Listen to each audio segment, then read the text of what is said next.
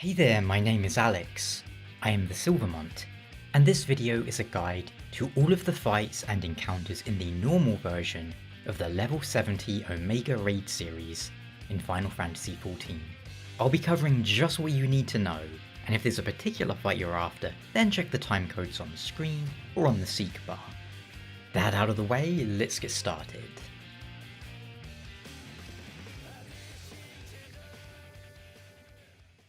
Our first boss, Outer Loiter, is one of the easier ones, which makes sense as a starter fight. The serpent will create flames that explode, and you just need to not be standing near them. As the fight goes on, he'll move them around before they explode. There are no particularly noteworthy or dangerous mechanics though, but do watch out for the Twin Bolt. When this happens, the tank and off-tank should stick close together.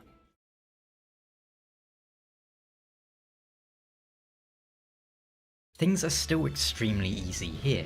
You'll have a duty action button which causes you to levitate. You can use this to avoid the Earthquake and Ethereal Rift attacks, which are fairly self-explanatory. You levitate to avoid being sucked into the floor and dying. The boss should of course be tanked facing away from the group, and he will also use gaze mechanics, so remember to look away when he casts Demon Eye. When he creates purple AoEs on the floor, you levitate to avoid it. When he creates gold AoEs, you must be on the floor as they'll be floating above it. Sometimes he'll cast them together, but there'll always be a safe spot, either in the middle or on the edge. When he casts Maniacal Probe, said probes will appear around the arena with blue arrows. One of these arrows will vanish, then you can move to said probe to avoid the AoE.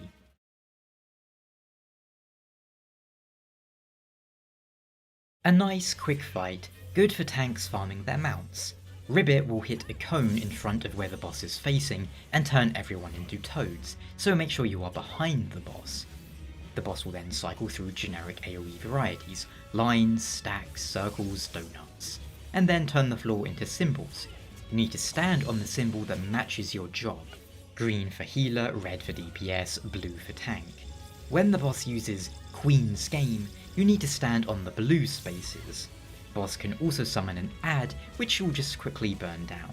And if your DPS isn't too great, you will be sucked into a sandy area with a short puzzle, where you simply need to follow the flowing direction of the sand and glide your way to the portal exit.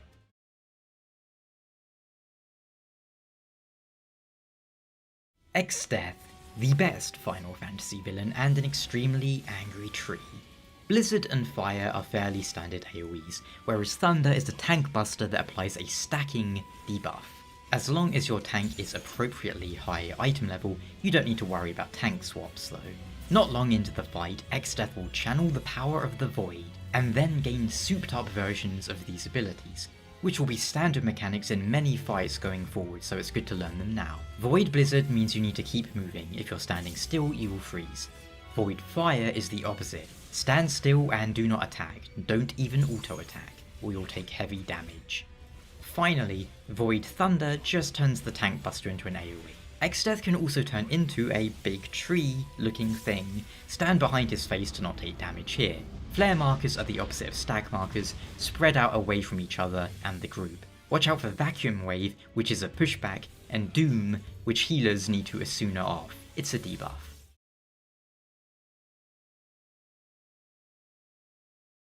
Don't even consider suplexing this one. The Ghost Train will shine down spotlights onto certain players. If marked by these, you must direct the light at the ghost enemies that spawn, as the light will banish them.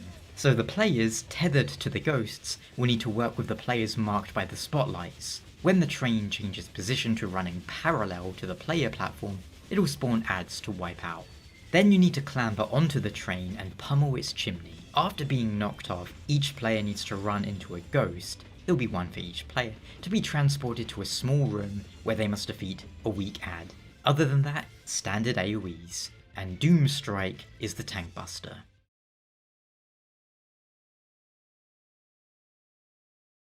Another duty action fight. Thankfully this fight is incredibly simple and all you really need to do is press the duty action near the paintings when the boss moves to them. The first painting will be a strong fire attack. The duty action gives you a water shield to drastically reduce the damage. Everyone needs to do this. Second painting creates a strong earthquake or shockwave. The painting brush lets you fly safely over it. Everyone should do this too. Third painting is a tsunami attack, and the brush action creates a huge rock to hide behind. Only one player needs to do that.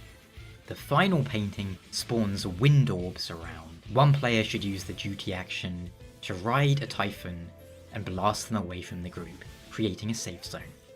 As the fight goes on, he'll do multiple paintings at once, and if you are one of several players tethered to the boss, then you must move away from the boss to reduce the damage. Demonic Shear is the tank buster.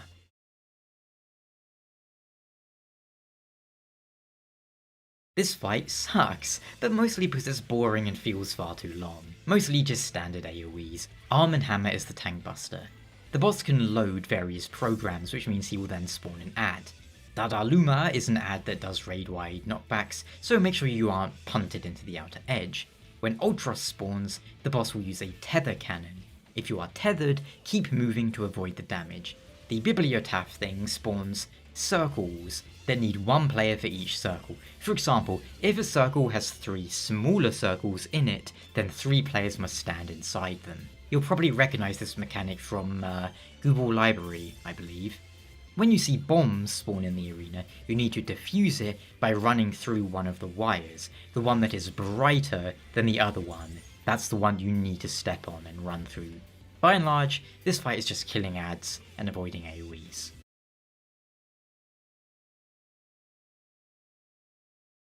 Kefka's tank buster is Hyperdrive, and make a note of the Blizzard Blitz, Flagrant Fire, and Thrumming Thunder AoE markers, because when Kefka does the question mark, or the trick version of them, you need to stand in the opposite part, so instead of avoiding the AoE, you stand in it, as they'll be reversed.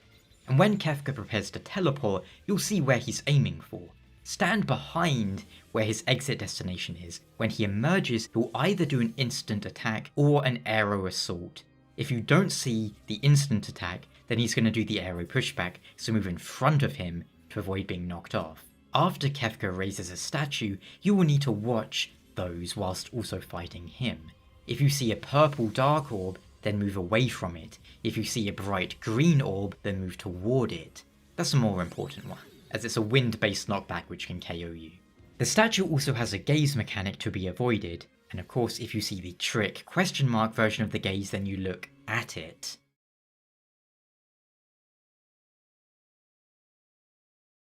Welcome to Chaos. Chaotic Dispersion is his Chaos Buster, and that's only the start of the chaos in this chaotic fight against Chaos. At certain points, Chaos will put flare markers on 2 players who need to spread out as far as they can to either side of the arena. After the flares, tethers will appear. Tank and off-tank should grab these preferably. This fight lives up to its chaotic nature by having multiple faces that can appear, so I'll cover them all. Tsunami fills part of the arena with water. Do not go for a swim. If you see donut AoEs, then stack all of them up together. If you have the earth variation, then you need to watch out for abilities that either push you off the edge or into the danger zone. The fire version is simple, you just need to avoid AoEs, granted in a smaller area than usual.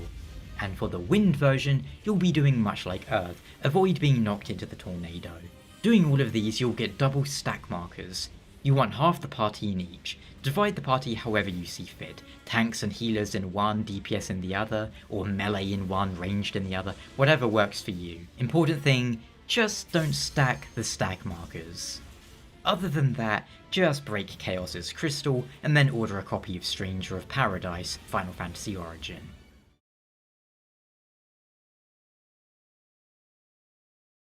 Welcome to the fight I always forget the mechanics for. Now, for the most part, the only thing you need to remember for this fight is that Midgard will move in various ways whilst generating ether before unleashing his attack. He can either move vertically or horizontally. If he moves vertically twice in a row, then it will be a plus-shaped AoE, so move to a corner. If he does 2 horizontal moves, then it will be centered on him and you move away. If it's 1 horizontal and 1 vertical, then you need to stand on or under him to avoid being hit. That's any combination of horizontal and vertical. Being a dragon, his Akmorn stack marker is a multi-hit, so remember to wait for it to finish before you bounce out of there. Akral, conversely, is the opposite. As soon as it detonates, you need to move away as it's going to keep pounding the same spot for huge damage. Other than this, fairly self-explanatory AoEs and adds that you've seen before, and slightly more complex ones such as exaflares, which will move gradually across the arena. You can wait for one to explode and then trail it as it's detonating for safety if you wish. He will also freeze the floor, making it slippery. Be careful where you slide, as he will combine this with his gathering aether things.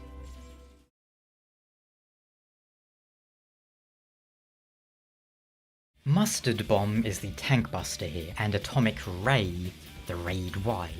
The main thing you need to watch out for is depressingly easy to avoid, and yet depressingly easy to be hit by, because it sure hits me every time.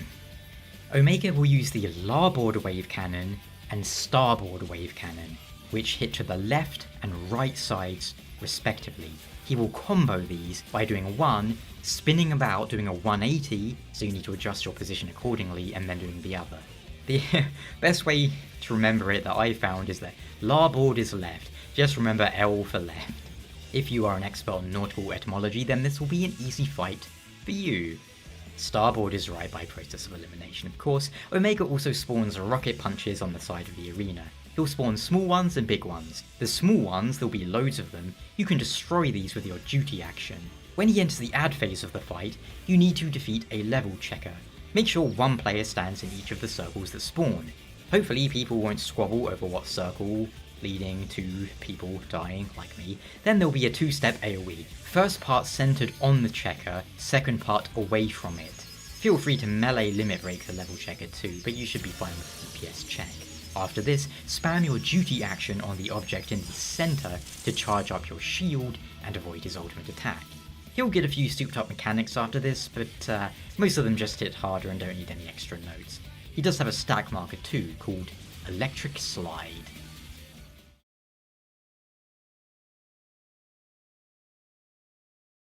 The final and mechanically heavy fight, at least at first glance. Solar Ray is the tank buster. You'll start off fighting the male Omega and then the female. Each has a variation of an AoE they'll do when they spawn or swap with each other. The male version will center an AoE on himself, so you need to not be standing too close. Conversely, when the female version spawns, you must stand close to her, as she will do a knockback, which is more dangerous because it can send you off the edge for an instant KO, or into the male's attacks. After some fighting, the male will shield the female, break his shield, burst down the female, and now you'll be fighting both of them at the same time. One tank must take each Omega, one for male, one for female. Everyone will get a special debuff that renders you unable to damage one of them, so make sure you're targeting the one you can actually, well, hurt. And then watch out for the multitude of AoEs and limit breaks they do. But for the most part, that's it. It's very hectic, but nothing really all that dangerous. And well, congratulations on beating all of the level 70 raids. See you next time for level 80.